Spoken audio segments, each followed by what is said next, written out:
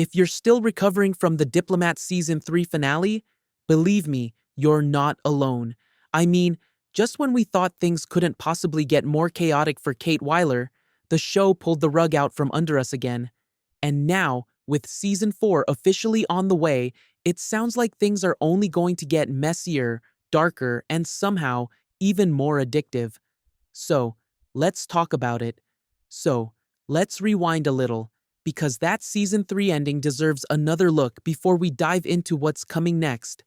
As you know, Season 3 opened with the shocking death of President Rayburn, a moment that instantly changed the entire power structure of the show. Within minutes, Vice President Grace Penn was thrust into the presidency, and let's be honest, Allison Janney played that moment with absolute perfection. There's this tiny, heartbreaking flicker on her face when Grace learns the news, a split second of grief before she straightens up and gets to work. That's exactly what makes the Diplomat so compelling. These characters might be powerful, but they're still human. Very much human, in fact. On top of all these, in a wild twist that none of us saw coming, Grace picks Hal as her vice president. Yes, that Hal, the man who's been both Kate's biggest headache and her greatest ally, suddenly finds himself back in the thick of political fire. And this move basically sets the stage for one of the most unpredictable dynamics of the entire series. By the time we reached the finale, the world of the Diplomat was spinning completely off its axis. Kate was trying to juggle her duties as ambassador while navigating her new title as Second Lady, and honestly, watching her try and fail to use that title to her advantage was both hilarious and painful. On paper, she's more powerful than ever, but somehow, she still feels like the scrappy underdog we fell in love with back in Season 1. And I don't know about you guys, but I love this about her.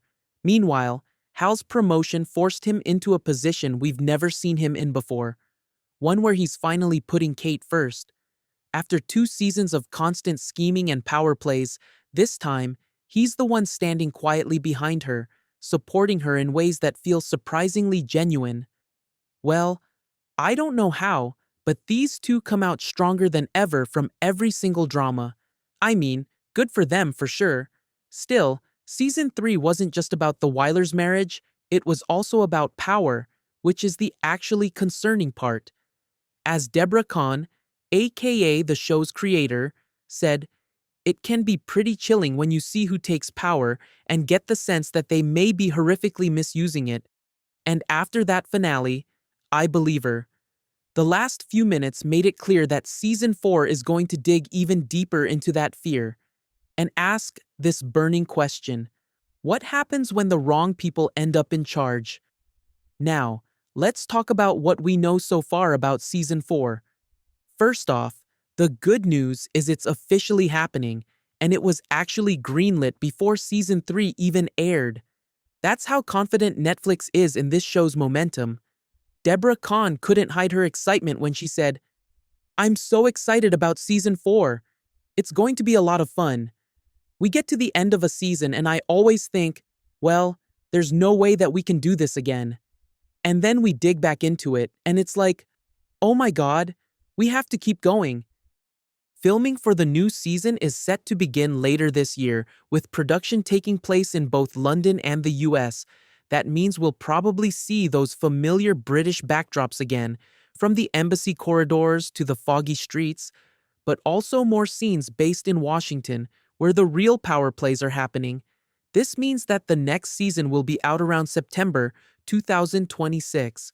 Plus, the cast is returning in full force. Kerry Russell and Rufus Sewell will, of course, be back as Kate and Hal Weiler. But here's the really exciting part: Allison Janney and Bradley Whitford, who play President Grace Penn and her husband Todd, have been promoted to series regulars. If you're a West Wing fan, you know exactly why that's such a big deal. Watching Janney and Whitford together again is pure TV magic.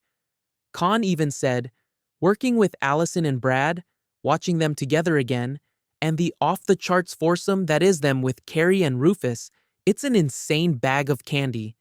There's also a good chance we'll see Aidan Turner return as Callum Ellis, aka the spy who briefly tangled with Kate both professionally and romantically. That storyline added a whole new layer of tension, not just for Kate's personal life, but for the web of alliances she's constantly trying to maintain. So, it will be exciting to see him return. Season 4 is expected to pick up right where Season 3 left off, so there won't be any time jump or pause. That means we'll be diving straight into the aftermath of those final, shocking revelations, and I cannot wait for it. For more weekly updates, discussions, and analysis on The Diplomat and other Netflix series, make sure to like and follow. Meanwhile, the video on the screen might also interest you.